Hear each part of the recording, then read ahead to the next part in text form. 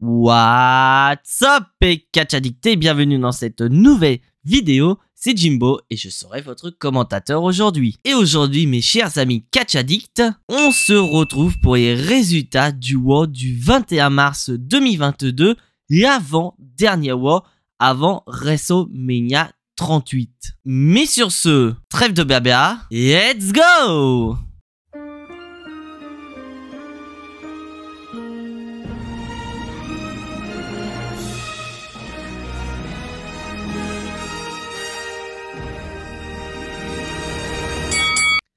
Et donc, le show va démarrer avec le Hall of Famer de la WWE, j'ai nommé Stone Cold Steve Austin. Non, je plaisante. Il s'agit ni plus ni moins de Kevin Owens déguisé en Stone Cold Steve Austin et il va littéralement troller le public de Monday Night Raw. Car en effet, Kevin Owens, durant toute sa promo, va parer à la manière de Stone Cold Steve Austin. Et ce dernier va même aller jusqu'au bout de son imitation. Car à la manière de Stone Cold, ce dernier va demander à un technicien qui est aux abords du ring de lui balancer des bières. Sauf que ce dernier n'y arrive absolument pas. Donc Kevin Owens est assez vénère et il va lui placer un stunner venu de nulle part. Donc pour moi, c'est une promo assez intéressante pour démarrer le show. Et on sent un Kevin Owens qui prend du plaisir à faire ce qu'il fait. Après, malheureusement, il y a certaines rumeurs qui diraient que le Kevin Owens Show avec Stone Cold Steve Austin devrait être le main event de la nuit 1 de WrestleMania. Et personnellement, je n'ai pas envie de voir ça. Pour moi, le main event de la nuit 1 devrait être Ronda Rousey contre Charlotte Flair. Et d'ailleurs, dites-moi dans les commentaires si cela vous tente, je compte faire, pourquoi pas, une vidéo débat sur quel match devrait être le main event de la nuit 1 de WrestleMania. Car on sait tous que la nuit 2, ce sera Roman Reigns, Brock Lesnar. Donc, votre avis m'intéresse énormément. Et maintenant, on va passer au premier match de la soirée. Un match tag team opposant les Mysterio aux Dirty Dogs, donc c'est-à-dire Robert Wood et le tout nouveau champion de NXT, j'ai nommé Dolph Ziggler. Car en effet, pour ceux qui ne suivent pas NXT, nous avons eu Dolph Ziggler qui a remporté un triple menace composé de lui-même, Tommaso Ciampa et de l'ancien champion NXT Bron Breakker. Et Dolph Ziggler a remporté le combat pour devenir le nouveau champion de NXT. Et donc le match va démarrer de manière plutôt correcte. Et au bout de 2 minutes, je ne comprends pas du tout ce qui se passe. Car on a Seth Rollins qui arrive et qui a interrompu le match en nous dévoilant potentiellement son plan ce soir pour obtenir son opportunité à WrestleMania. Mais bon, encore heureux, les techniciens ont fait en sorte que le micro de Seth Rollins ne fonctionne pas très bien. Et donc ça va énerver Seth Rollins et on va repasser au match. Et dans l'ensemble, le match est plutôt correct. Et ce sont les Mysterio qui vont remporter le match de manière clean sur un certain Robert Wood. Car en effet, je vous rappelle encore une fois que Dolph Ziggler a remporté le titre NXT. Donc on va chercher à le protéger un maximum à l'approche du prochain show NXT Stand and Deliver qui aura lieu avant WrestleMania. Et en parlant de WrestleMania, nous avons l'un des adversaires des Mysterio, le Miz, qui est présent. Et ce dernier va attaquer Rey Mysterio dans le dos. Et ce dernier va faire le geste sacrilège envers un catcheur masqué. Car en effet, ce dernier va tout simplement arracher le masque de Rey Mysterio et se barrer avec en forme de trophée. Donc moi personnellement, je ne reviendrai pas là-dessus. Ce n'est pas une rivalité qui m'intéresse. Avec d'un côté Rey Mysterio et de l'autre côté Logan Paul et le Miz. Mais n'empêche que le match était plutôt intéressant. On passe maintenant à un nouveau match. Et cette fois-ci, c'est un match handicap opposant Omos contre le commandant Aziz et Apollo Crews. Et franchement, j'ai pas grand chose à dire dans le match. Parce que c'est vrai qu'on s'attendait potentiellement à un Omos en difficulté. Parce que la semaine dernière, il y a quand même eu un tout petit peu de mal à battre le commandant Aziz, mais vraiment un tout petit peu par rapport à ses précédents adversaires. Mais ça n'empêche que Omos reste quand même très très fort et il va remporter le combat de manière clean à 2 contre 1.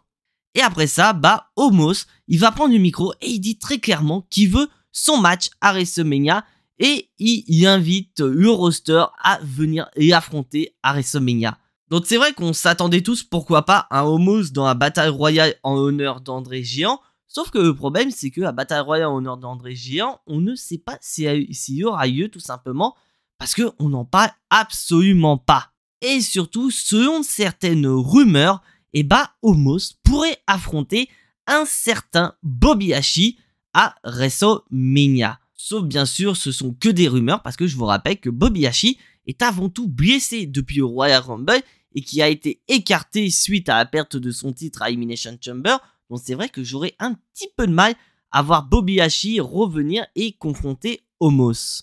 Mais bon, d'un côté, avec WWE, je m'attends à tout, donc ce serait peut-être pas surprenant de voir Bobby Lashley revenir plutôt que prévu. Et maintenant, on passe à nouveau dans le ring, et cette fois-ci, c'est avec une promo du phénoménal AJ Styles. Car en effet, AJ Styles a été absent durant 2 semaines suite à un heel turn et une attaque d'Edge. Et donc c'est un AJ Styles qui arrive et qui va rappeler effectivement qu'il a été absent depuis 2 semaines à cause d'Edge.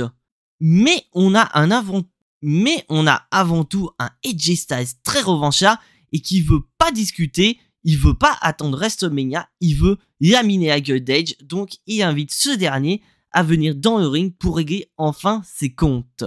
Sauf que ce n'est pas Edge qui va répondre à la provocation d'AJ Styles. Car en effet, un certain Seth freaking Rollins arrive et confronte AJ Styles et ce dernier va lui soumettre son idée. Car en effet, Seth Rollins propose à AJ Styles de le remplacer à WrestleMania car il lui dit que si jamais AJ Styles n'est pas apte physiquement à aller affronter Edge, et lui il est apte physiquement à aller affronter Edge, donc il peut très bien prendre la place de ce dernier et d'aller à WrestleMania à la place du phénoménal. Bon, bien sûr, AJ Styles n'est pas d'accord, mais il y en a 2 qui vont faire une proposition. Car en effet, on a Sonya Deville et Adam Pearce qui vont annoncer le main event de ce soir, et le main event sera AJ Styles contre Seth Rollins, et si Seth Rollins bat AJ Styles, il remplacera AJ Styles à WrestleMania face à Edge. Donc bien sûr, Seth Rollins est très content parce qu'il y a une nouvelle opportunité d'aller à WrestleMania, sauf que AJ Styles, il est pas du tout d'accord. Et moi personnellement, je suis pas du tout d'accord avec ce segment, mais vous allez comprendre en fin de vidéo pourquoi je suis pas d'accord avec cette idée d'un Seth Rollins qui irait remplacer AJ Styles à WrestleMania. Et maintenant, on passe à un nouveau match, et cette fois-ci, c'est un match tag team féminin opposant Liv Morgan et Rhea Ripley contre Natalya et Shayna Baszler. Et donc, pourquoi nous avons ce match? C'est parce que tout simplement, la semaine dernière à SmackDown, on avait un match tag team opposant Liv Morgan et Rhea Ripley contre Naomi et Sasha Banks. Et à la fin du match, nous avons eu Shayna Baszler et Natalya qui sont intervenus.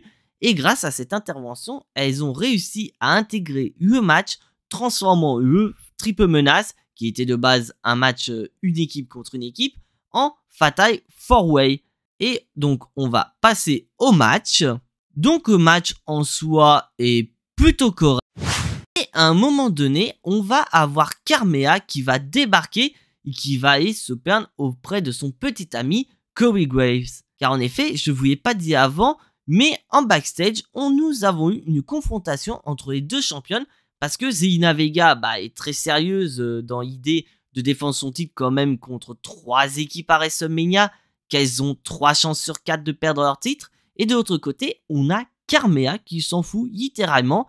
Elle a plus d'importance pour son show qui se tient sur YouTube avec son homme Corey Graves plutôt que les titres tag team de la WWE.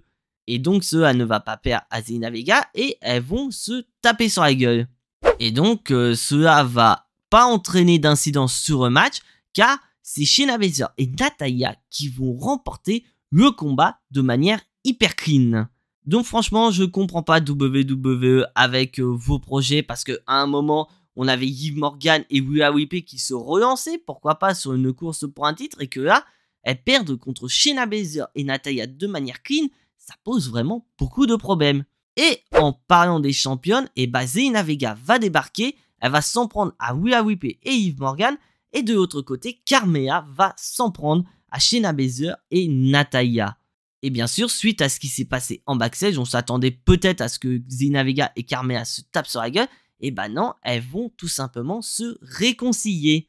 Bon, franchement, ce n'est pas un spot qui me plaît énormément, parce que ça me fait un peu mal au cœur de voir Rhea Ripley et Liv Morgan qui étaient sur une remontée, et bah elles sont redescendues aussi vite qu'elles sont montées. On repasse maintenant du côté des promos, et cette fois-ci, on a la championne de Raw, Becky Lynch, qui est présente. Et franchement, c'est une superbe promo de Becky Lynch qui va vraiment se présenter comme la championne qui est prête à tout pour conserver son titre, allant même jusqu'à vendre son âme au diable.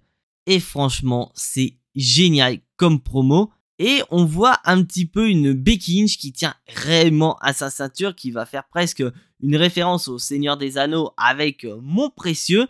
Et elle va envoyer un message fort à Bianca Belair qui est à l'hôpital. Donc pour moi, très bonne promo de la part de Becky Lynch qui donne vraiment plus de hype à ce match face à Bianca Belair à WrestleMania. Donc je vous rappelle que les deux catcheuses sont les deux seules femmes à avoir remporté un main event de WrestleMania. Et donc ce match permettra de couronner la plus grande superstar féminine du côté main event à WrestleMania. On passe maintenant à un match. Et ce match va opposer Finn Balor, notre champion des États-Unis, face à Austin Theory. Et franchement, bah on a toujours la même chose entre Austin Theory et Finn Balor, ce qui est plutôt pas mal dans l'ensemble.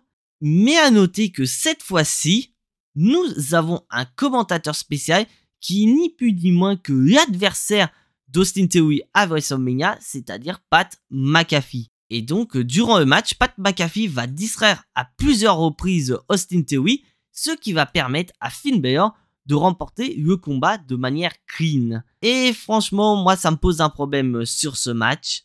Parce que bien qu'au niveau catchesque, je n'ai rien à dire, Austin Theory et Finn Balor nous proposent de très bons matchs.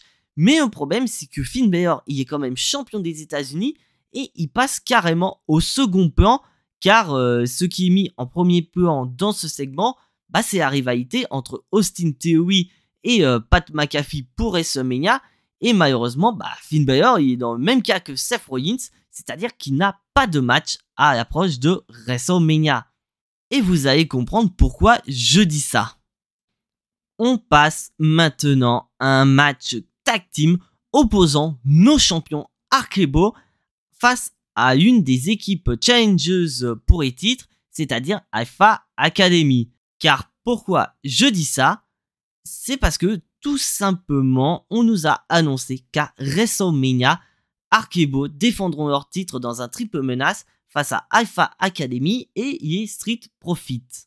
Et franchement, niveau match, bah c'est du répétitif, on a déjà vu du Arcebo contre Alpha Academy, mais ça n'empêche que le match reste quand même très bon.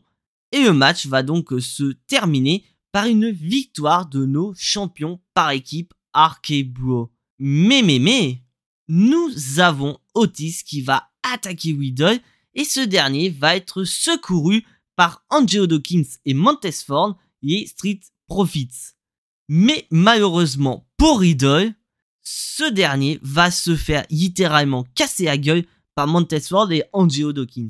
Donc pour être honnête, on sent presque un e-turn de la part des Street Profits, Montez Ford et Angelo Dawkins. Mais je vous rappelle qu'on a quand même les titres qui vont être remis en jeu à WrestleMania.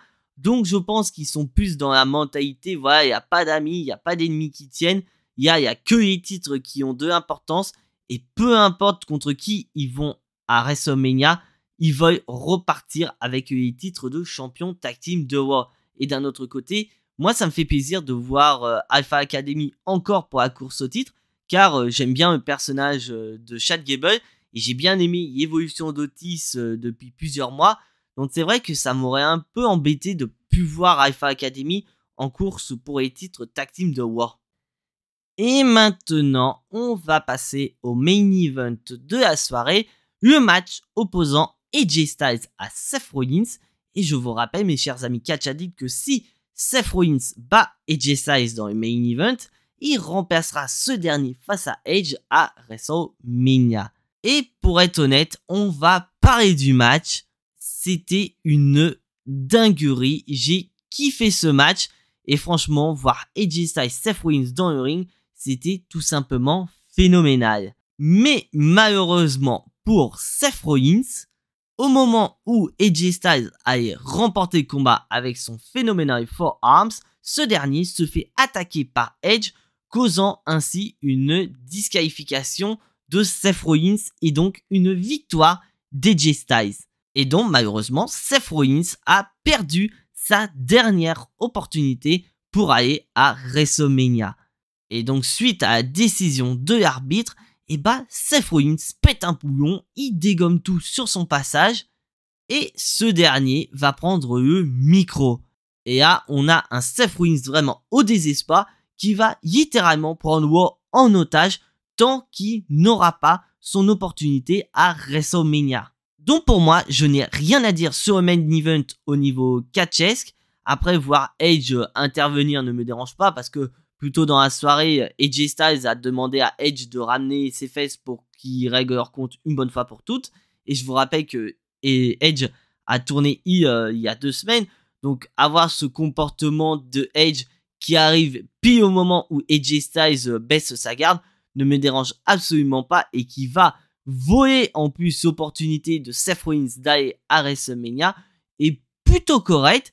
Et après voir Seth Rollins perdre une nouvelle opportunité, laisse à se demander qu'est-ce qu'il va faire la semaine prochaine à Raw, à l'approche du dernier Raw avant WrestleMania. Donc, bilan de cet épisode de Raw, personnellement, je n'ai pas trop aimé cet épisode. Et on va voir point par point pourquoi je n'ai pas aimé cet épisode. Et donc on va commencer par les points négatifs et on va commencer avec le premier point.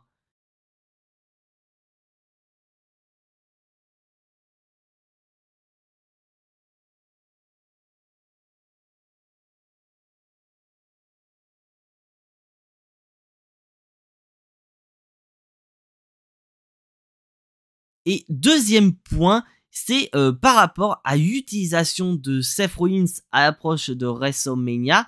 Car en effet, je peux comprendre que Seth Rollins est au désespoir, il veut à tout prix avoir son opportunité à WrestleMania. Mais je trouve que personnellement, c'est très mal fait pour obtenir cette opportunité. Car je vous rappelle que la semaine dernière, il voulait voler le talk show de son meilleur ami Kevin Owens. Et là, cette fois-ci, il veut s'intégrer dans une rivalité qui ne le concerne absolument pas. Alors que je vous rappelle qu'il y avait une possibilité en parallèle et j'en ai parlé un peu plus tôt dans la vidéo. Car en effet, on a par exemple le champion des États-Unis Finn Balor qui n'a pas encore de match. Donc on aurait pu avoir un segment où Finn Balor arrive dans le ring et qui rappelle qu'il est champion des États-Unis mais qu'il est inconcevable qu'il n'ait pas de match à WrestleMania. Donc il va lancer un Open Challenge lors de cet épisode de Raw.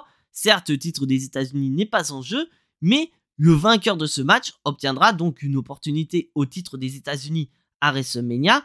Et on aurait eu naturellement Seth Rollins, son opportuniste qui répond présent à l'invitation de Finn Balor. Et on serait parti, pourquoi pas, sur un main event entre Finn Balor et Seth Rollins dans un contender match pour WrestleMania. Et Seth Rollins aurait perdu, peu importe la manière, le match. Et il aurait perdu son opportunité à WrestleMania. C'est certes beaucoup plus facile, mais pour moi, ça aurait été beaucoup plus logique. Et puis surtout, il y a le gros flop total. C'est le titre 24/7 qui est vraiment très très mal utilisé. Car là, on était parti sur des matchs tag team, des matchs 1 contre 1. Et là, on est parti dans un tornado tag team match.